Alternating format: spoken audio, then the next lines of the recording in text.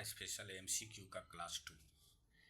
इस एमसीक्यू में विभिन्न प्रकार के महत्वपूर्ण प्रश्नों को देखेंगे, लेकिन जो विद्यार्थी डरे हुए हैं उनके लिए एक महत्वपूर्ण कोट है कि जिस व्यक्ति में सफलता के लिए आशा और आत्मविश्वास है वही व्यक्ति उच्च शिखर पर पहुंचते हैं। इसलिए अपने आत्मविश्वास को बनाए रखें और निरंतर अभ्यास में जुड़े रहें।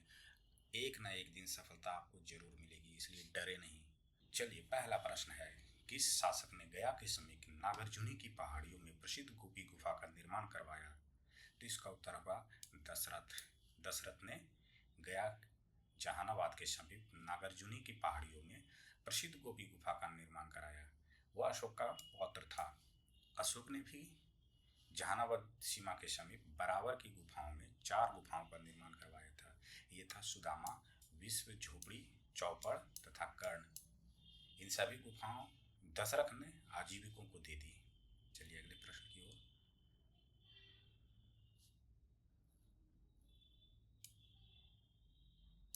प्रश्न है, मौर्यकालीन चमार गृहिणी यक्षी की मूर्ति कहाँ से प्राप्त हुई है? तो इसका उत्तर होगा दीदारगंज, पटना से। ये मूर्ति जो है वो 3री शताब्दी ईसा पूर्व का था। इसमें मौर्यकालीन पालिश है। वर्तमान में यह पटना स्थित संग्रहालय में रखा गया है। अगले प्रश्न की ओर चलते हैं। प्रश्न है, मौर्य प्रशासन के संबंध में निम्न कथनों पर विचार करें। अर्थशास्त्र में शीर्षस्थ अधिकारी के रूप में तीर्थ का उल्लेख मिलता है। मौर्य काल में प्रांतों को चक्र कहा जाता था। मौर्य काल में प्रशासन की सबसे छोटी इकाई ग्राम थी। तो इसमें से कौन से कथन सत्य हैं? तो सभी कथन सत्य हैं।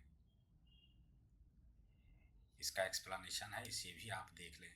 देखिए, एक्सप्लेनेशन को, जो भी महत्वपूर्ण एक्सप्लेनेशन होता है उसे इसीलिए करवाया जाता है कि इससे भी 2 से 3 क्वेश्चन का हल निकलता है। इसलिए अगर आप 20 क्वेश्चन करते हैं तो आप समझिए कि 60 क्वेश्चन एक क्लास के एमसीक्यू में कवर कर रहे हैं। इसलिए महत्वपूर्ण एक्सप्लेनेशन को स्किप करना गलती का कारण बन सकता है। अगले प्रश्न की ओर चलते हैं।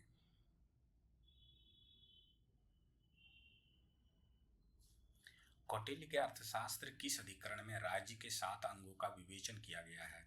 तो इसमें से उत्तर दिया गया है 2 और 4। 2 और 4 नहीं, यहाँ पे बी और डी होना चाहिए था, यानी षाडगुण्य और मंगलयोनि। इसका एक्सप्लेनेशन को देख लेते हैं।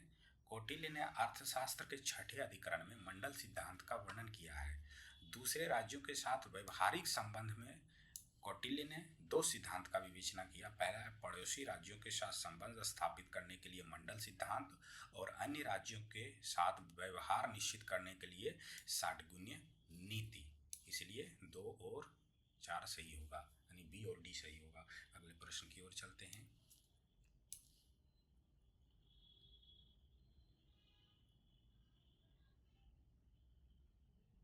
प्रश्न है, बौद्ध धर्म के महायान और हीनयान शाखा के बीच मुख्य मौलिक अंतर क्या है? तो इसका उत्तर होगा बुद्ध की पूजा।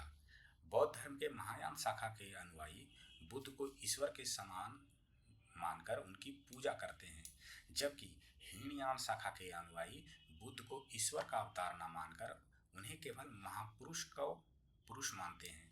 इस प्रकार से महायान और हीनयान में अंतर है। नेक्स्ट प्रश्न की ओर चलते हैं। अगला प्रश्न है, सूची 1 एवं सूची 2 को सुमेलित करें।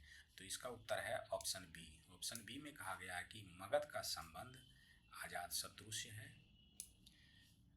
वत्स का संबंध उदयीन से है, अवंती का संबंध चंडप्रगोद से है, और कौशल का संबंध प्रसेनजित से है।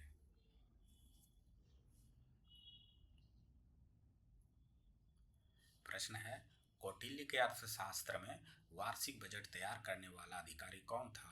तो इसका उत्तर होगा समाहर्ता।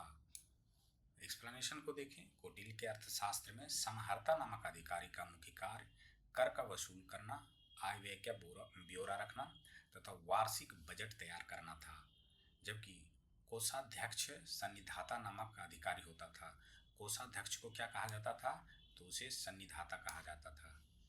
प्रश्न है, अनेकांतवाद या स्यादवाद किस धर्म का विशेष लक्षण है? तो इसका उत्तर होगा जैन धर्म। एक्सप्लेनेशन को देखें। अनेकांतवाद या श्यादवाद अथवा सप्तभंगी जैन धर्म से संबंधित है। यह जैन दर्शन के अंतर्गत किसी वस्तु के गुण को समझने, समझाने और अभिव्यक्त करने का सापेक्षिक सिद्धांत है। प्रश्न है, गुप्त वंश के किस शासक ने महाराजा धीराज की उपाधि धारण की थी? तो इसका उत्तर होगा चंद्रगुप्त प्रथम। एक्सप्लेनेशन में है, चंद्रगुप्त प्रथम गुप्त वंश का एक प्रतापी राजा था। इसने प्रसिद्ध लिच्छवी कुल की कन्या कुमार देवी से विवाह किया था, जिसके बदले में उन्हें वैशाली राज्य प्राप्त हुआ था। प्रश्न है, निम्न कथनों पर विचार कर कूट के माध्यम से सही विकल्प का चयन करें। प्रश्न है, चंद्रगुप्त मौर्य की सेना को जस्टिन ने डाकुओं को गिरोह कहा है। कण्व वंश की स्थापना वासुदेव ने की थी। सातवाहनों को दक्षिणापथ का अधिस्वामी भी कहा जाता था। उपर्युक्त में से कौन से कथन सही हैं? तो इसका उत्तर है 1, 2 और 3 तीनों सही है। तो यहाँ पर इसका एक्सप्लेनेशन है, जस्टिन ने चंद्रगुप्त मौर्य की सेना को डाकुओं को गिरोह कहा था। वासुदेव ने शुंग वंश के अंतिम शासक देवभूति की हत्या कर कण्व वंश की स्थापना की। फिर कहता है, वायु पुराण के अनुसार अंतिम कण्ववंशी शासक सुशर्मा की हत्या कर सिमुक ने आंध्र सातवाहन वंश की स्थापना की। फिर है, सातवाहन वंश के शासकों को दक्षिणापथ का स्वामी कहा जाता है। सतकर्णी प्रथम को नानाघाट शिलालेख में दक्षिणापथ का अधिस्वामी कहा गया है। तो प्रश्न ये भी आ सकता है कि नानाघाट शिलालेख में दक्षिणापथ की स्वामी किसे कहा गया है? तो उसका उत्तर होगा सतकर्णी प्रथम को। फिर है, सातवाहन वंश की राजकीय भाषा प्राकृत थी तथा ब्राह्मी लिपि थी।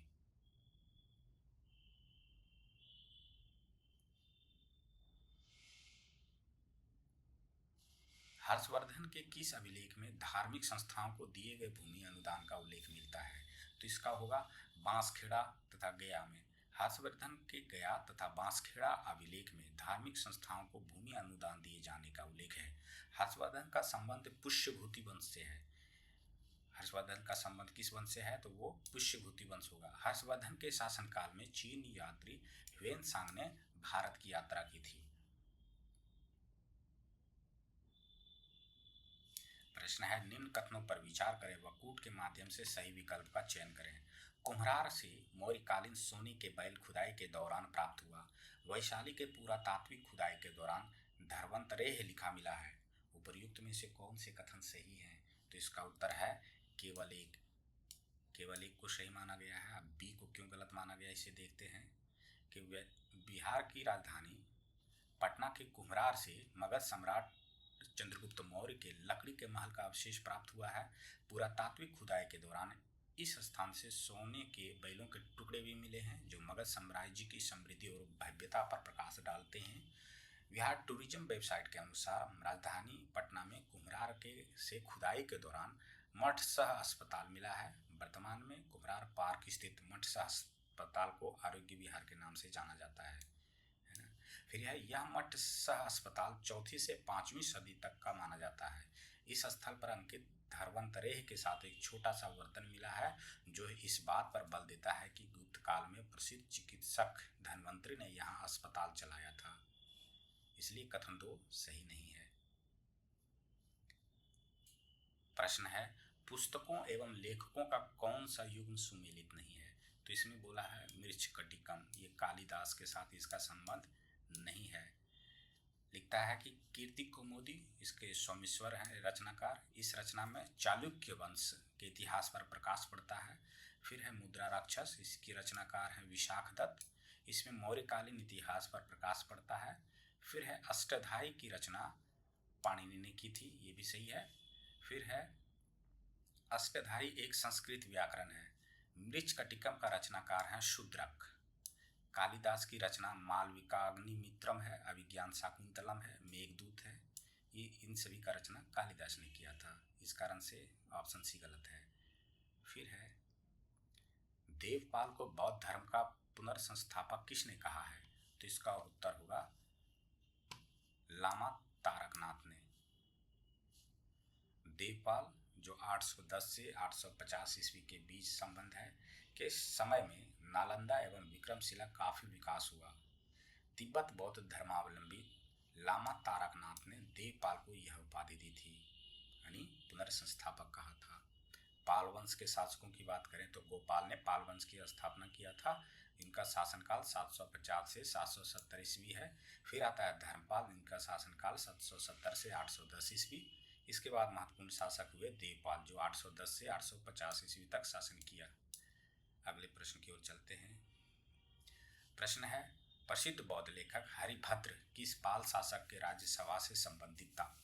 तो इसका उत्तर होगा धर्मपाल। एक्सप्लेनेशन को देखें। पाल वंश के महान शासक धर्मपाल के राज्यसभा में प्रसिद्ध बौद्ध लेखक हरिभद्र का संबंध था। धर्मपाल ने 770 से 810 ईस्वी तक शासन किया था।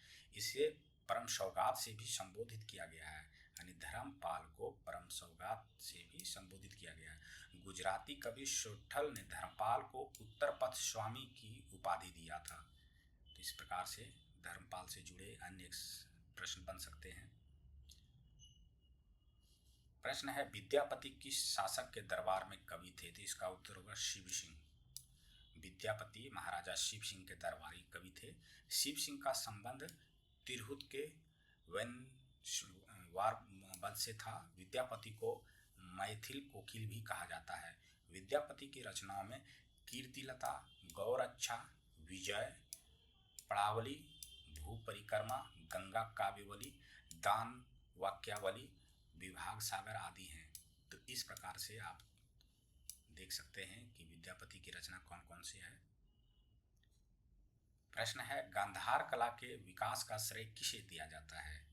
ऑप्शन है यूनानियों को, भारतीयों को, ईरानियों को या फिर अरबों को। तो इसका उत्तर होगा ऑप्शन बी। ऑप्शन बी में यूनानियों को एवं भारतीयों को। देखते हैं इसका एक्सप्लेनेशन को। कहता है कि भारत के पश्चिमोत्तर सीमांत से यूनानी और भारत के मूर्तिकारों ने मिलकर एक नई प्रकार की कला को जन्म दिया, जिसे गांधार कला कहते हैं। यह कला बौद्ध धर्म से संबंधित था। गांधार कला किस धर्म से संबंधित था? तो इसका उत्तर होगा बौद्ध धर्म। इस कला में कथानक भारतीय था, जबकि शिल्प यूनानी था। गांधार कला का उदय कुषाण के शासक कनिष्क प्रथम के समय में हुआ था। तक्षशिला, कपिशा, पुष्कलावती, बमियान आदि इसके प्रमुख केंद्र थे। तो इस प्रकार से इसका एक्सप्लेनेशन है। अगला प्रश्न है, पुस्तक अर्थशास्त्र में सबसे पुराना खंड निम्नलिखित में से कौन सा है? तो इसका उत्तर होगा दूसरा एवं तीसरा खंड। प्रश्न है, बौद्ध के जीवन से संबंधित बौद्ध धर्म के प्रतीकों को सुमेलित कीजिए। तो इसमें से ऑप्शन ए को सही माना गया है। मृत्यु को स्तूप से संबंध बताया गया है, ज्ञान को बोधि वृक्ष से, त्याग को घोड़ा से और जन्म को कमल से संबंधित बताया है।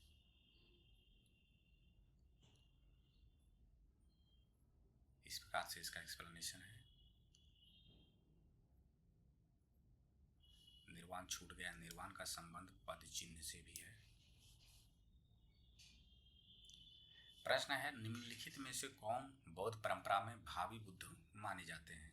तो इसका उत्तर है मैत्रेय। बोधिसत्व निर्वाण प्राप्त करने में सक्षम होते हुए भी उसे तब तक ग्रहण नहीं करते थे जब दूसरे व्यक्तियों को निर्वाण प्राप्ति के लिए मार्गदर्शन नहीं करते। ये मानव तथा पशु किसी भी रूप में हो सकते हैं। बोधिसत्व में मैत्रेय बौद्ध परंपरा में भावी बोधिसत्व हैं। एक कलशधारी बोधिसत्व हैं। इनका प्रतीक नागेश्वर पुष्प है। इनके अतिरिक्त अवलोकितेश्वर को पद्मपाणि भी कहा गया है। पद्मपाणि कैसे कहा गया है? तो अवलोकितेश्वर को कहा गया है। इनका प्रतीक कमल है। ये प्रधान बोधिसत्व हैं। वज्रपाणि बोधिसत्व, इनका प्रतीक वज्र है। वज्रपाणि के संबंध में कहा गया है। इनका प्रतीक क्या है? तो वज्र है। ये पाप तथा असत्य के शत्रु, सर्पों का संरक्षक तथा जीवन मृत्यु से के संरक्षक हैं।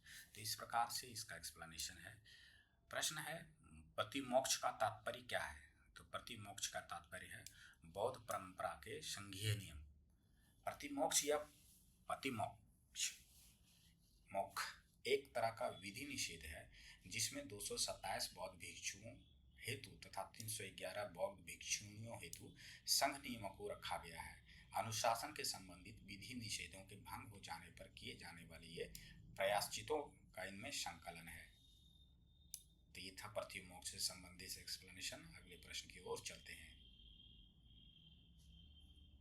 प्रश्न है सूची 1 के साथ सूची 2 का मिलान करें।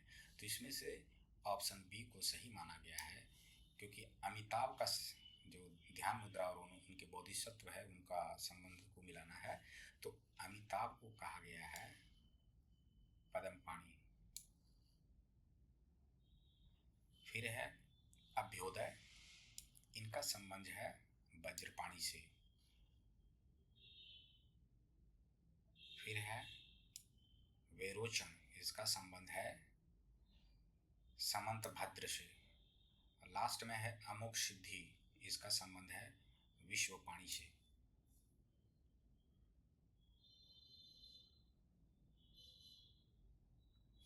प्रश्न है जैन ग्रंथ कुवलयमाला का लेखक कौन है? तो इसका उत्तर है उद्योतन सूरी। इसकी रचना 778 ईस्वी के आसपास की गई थी। यह एक प्राकृतिक ग्रंथ है। इस ग्रंथ में 18 देशी भाषाओं का उल्लेख किया गया है।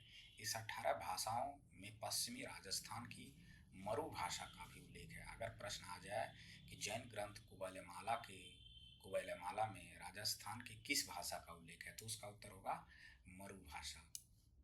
प्रश्न यहीं से तो कठिन और हार्ड बनता है। प्रश्न है पल्लवी में आयोजित जैन सभा की अध्यक्षता किसने की थी? ऑप्शन है क्षमाश्रवण, कुंद, भद्रबाहु या फिर स्थूलभद्र। तो इसका उत्तर होगा ऑप्शन ए क्षमाश्रवण। इसका एक्सप्लेनेशन को देखते हैं। इसका एक्सप्लेनेशन है कि द्वितीय जैन सभा का आयोजन 513 से 526 ईस्वी में बल्लभी यानी कि गुजरात में हुई, जिसकी अध्यक्षता देवधृगण या क्षमाश्रवण ने किया। इसके अतिरिक्त 4वीं या 5वीं शताब्दी में मथुरा एवं बल्लभी में जैन सभाएं बुलाई गई, जिसमें मथुरा में हुई संगीति की अध्यक्षता खांडिली या फिर स्कंदिल ने, जबकि बल्लभी की सभा की अध्यक्षता नागार्जुन ने की थी। प्रश्न है गौतम बुद्ध के महापरिनिर्वाण के पश्चात उनके अवशेष के वितरण में किसने प्रमुख भूमिका निभाई? तो इसका उत्तर होगा ऑप्शन बी द्रोण। एक्सप्लेनेशन को देखें तो 883 ईसा पूर्व कुशीनारा में 80 वर्ष की आयु में इनकी मृत्यु हुई। मृत्यु के उपरांत इनके अस्थि अवशेषों को लेकर विवाद हो गया, जिसमें 8 दावेदार थे। अतः द्रोण नामक विद्वान ने इनके अवशेषों का बंटवारा किया। अजातशत्रु मगध का शासक था। महाकश्यप प्रथम बौद्ध संगीत 483 ईसा पूर्व के अध्यक्ष था, जबकि उपाली नामक विद्वान ने विनय पिटक नामक ग्रंथ का संकलन किया था।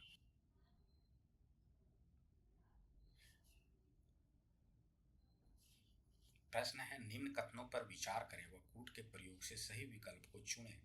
महावीर जैन ने अपने उपदेशों के प्रचार के लिए प्राकृत भाषा का प्रयोग किया। नैतिप्रकरण ग्रंथ महावीर के उपदेशों से संबंधित है। महावीर जैन को निग्रंथ कहा जाता था। उपर्युक्त में से कौन से कथन सत्य नहीं है? तो इसमें से कहा गया है कि दो सही नहीं है, यानी कि नैतिक प्रकरण। देखते हैं एक्सप्लेनेशन को।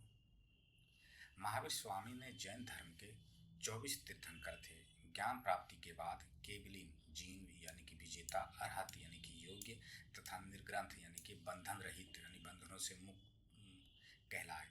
महावीर स्वामी ने अपने उपदेशों के प्रचार के लिए प्राकृत या अर्धमागधी भाषाओं का प्रयोग किया। नेत्री प्रकरण ग्रंथ बौद्ध के उपदेशों से संबंधित है, इसलिए गलत माना गया था ऑप्शन 2 को। नेत्री प्रकरण, जिसे नेत्तिपाकरण या नेत्ति भी कहा जाता है, यह एक बौद्ध ग्रंथ है। तो इस तरह से एक्सप्लेनेशन था। प्रश्न है निम्न में से कौन सही नहीं है? तो इसमें से है ऑप्शन सी। कहता है कि यज्ञपट शिल्प का संबंध बौद्ध धर्म से है, ना कि जैन से। ये कहाँ पर है? तो ये अमरावती आंध्र प्रदेश क्षेत्र में सबसे पुराने स्तूपों में से एक है, जो कि 2री शताब्दी ईसा पूर्व का है। सातवाहन काल में बेलागिरी के रूप में जाने जाने वाला यज्ञपट स्तूप भिक्षुओं के लिए महत्वपूर्ण बौद्ध प्रतिष्ठान था। प्रश्न है, बुद्ध की महापरिनिर्वाण की तिथि 483 ईसा पूर्व किस आधार पर निर्धारित की गई है? तो इसका उत्तर होगा कैंटन रिकॉर्ड।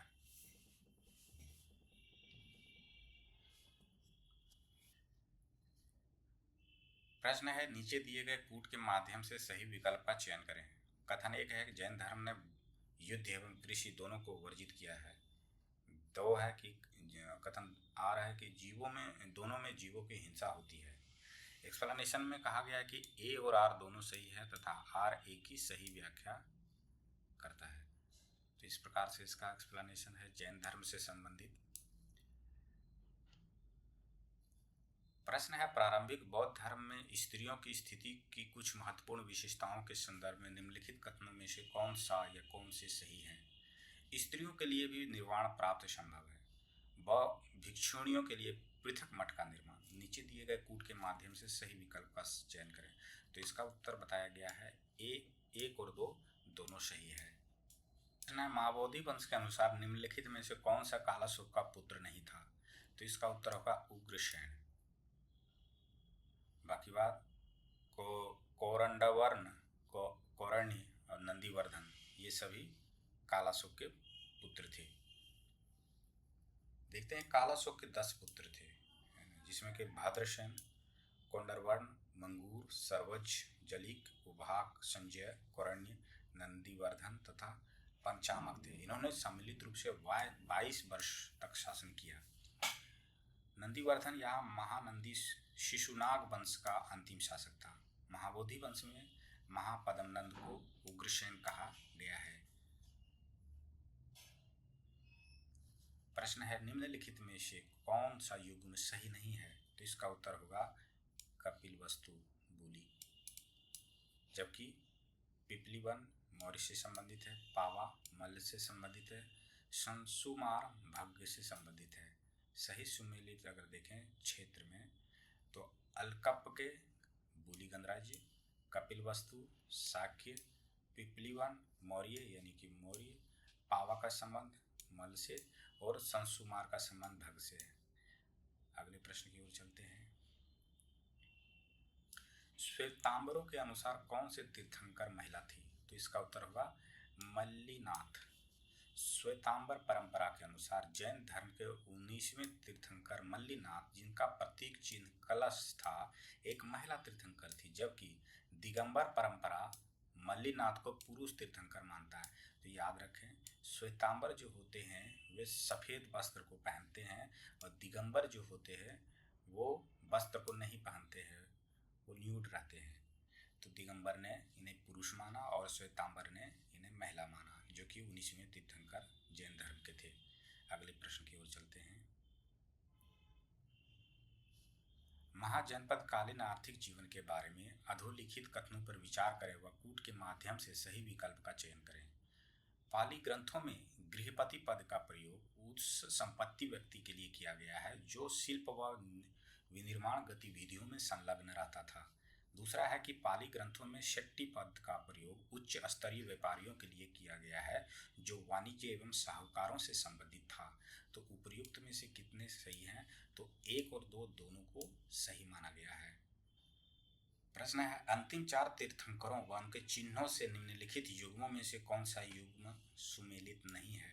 तो बी को माना गया है कि ये सुमेलित नहीं है ना। पार्श्वनाथ का संबंध देखिए, महावीर का संबंध सिंह से बताया गया है, अरिष्टनेमी का संबंध शंख से बताया गया है, नेमिनाथ का संबंध नीलकमल से बताया गया है। जबकि पार्श्वनाथ जो कि जैन धर्म के 23वें तीर्थंकर थे, इनका संबंध यानी कि इनका चिन्ह सर्पकर्ण था। जैन धर्म के पहले तीर्थंकर ऋषभदेव यानी कि यादीनाथ तथा अरिष्टनेमी जो थे वो 22वें का उल्लेख ऋग्वेद में मिलता है। अरिष्टनेमी जो थे वो 22वें तीर्थंकर थे जिनका उल्लेख ऋग्वेद में मिलता है। चलिए अगले प्रश्न की ओर चलते हैं। निम्नांकित में से कौन से कथन सही नहीं है? तो इसमें से बताया गया है कि विनय पिटक में बुद्ध की शिक्षाओं के अंतर्निहित दार्शनिक अवधारणाओं का संकलन, ये गलत है। पहला है त्रिपिटक क्या है? तो बौद्ध धर्म के प्राचीनतम ग्रंथ है, सही माना गया है। दूसरा कहता है अभिधम्म पिटक में मूलतः उन्हीं विषयों पर चर्चा मिलती है जिन विषयों पर सूत्र पिटक में मिलती है, इसे भी सही माना गया है। फिर है कि सूत्र पिटक के 5 निकाय हैं, इसे भी सही माना गया है, लेकिन ये गलत है। इनके एक्सप्लेनेशन को देखते हैं। तो त्रिपिटक बौद्ध धर्म का प्राचीन ग्रंथ है, इसमें बुद्ध की शिक्षा व उपदेशों के संकलन है। इन पद 3 भागों में पिटकों में विभाजित है। विनय पिटक यह त्रिपिटक का हिस्सा है। यह मुख्य रूप से भिक्षु या भिक्षुणियों पर आधारित है। इनमें क्या है? तो इनमें नियम और अनुशासन को बताया गया है। विनय पिटक में क्या है? नियम और अनुशासन को बताया गया है। सूत्र पिटक है, इसका अर्थ धर्मोपदेश है, उसमें उपदेश दिया गया है। इन उपदेशों को संग्रह की संख्या 5 है। इन पांचों को कहा गया है दीधि निकाय, दीध निकाय, मंजिम निकाय, संयुक्त निकाय और अंगुत्तर निकाय, साथ ही युद्ध कणी निकाय। निकाय इनमें बुद्ध की भिक्षुओं को दिया गया उपदेश वर्णित है। अभिधम्म पिटक के बारे में कहता है कि इसमें दार्शनिक सिद्धांतों का संग्रह मिलता है। तो इस प्रकार से एक्सप्लेनेशन है उपयुक्त प्रश्नों का। ये बहुत ही महत्वपूर्ण प्रश्न है, इसे आप पॉज करके कहीं लिख लें या फिर दोबारा देख लें। प्रश्न है निम्न में से कौन से कथन सत्य नहीं है? तो इसे स्थिरवाद जैनों का एक संप्रदाय है जिसे गलत माना गया है। बाकी बात निकाय ग्रंथ बौद्ध धर्म से संबंध है। आरंभिक बौद्ध ग्रंथ पाली भाषा में लिखे गए थे। महावीर ने अपने प्रवचन उपदेश अर्धमागधी में दिए थे। ये सभी सही माना गया है, एक को गलत माना गया है। देखते हैं। मगध के शासक कालाशोक ने अपने शासनकाल में वैशाली में बौद्ध धर्म की द्वितीय संगीत का आयोजन किया था। इसमें बौद्ध संघ में विभेद उत्पन्न हो गया तथा वह 2 संप्रदायों में बट गया। पहला था स्थिरवाद और दूसरा था महासांघिक। तो इसीलिए स्थिरवाद का संबंध जैनों से ना होकर बौद्ध से है। तो ये था बिहार स्पेशल से एमसीक्यू का विस्तृत अध्ययन। अगर वीडियो पसंद आया हो तो कृपया लाइक और सब्सक्राइब करना ना भूलें, क्योंकि आपके एक लाइक से हमारे जो घंटों का मेहनत होता है वो सार्थक होता है। अगर कुछ अपना व्यू देना चाहते हैं तो कमेंट बॉक्स में उसे भी डालें। मीन्स क्या चाहते हैं, इसमें कौन कौन से और मुख्य पहलू को जोड़ा जाए या फिर कौन से ऐसी बातें हैं जिसे घटाया जाए। धन्यवाद।